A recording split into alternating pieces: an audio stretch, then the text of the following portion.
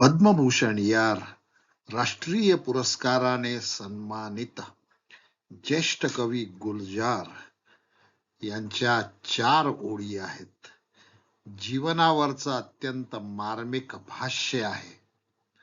मिलता तो है बहुत कुछ जिंदगी में, बस हम गिनती उसकी करते हैं जो हासिल न हो सका.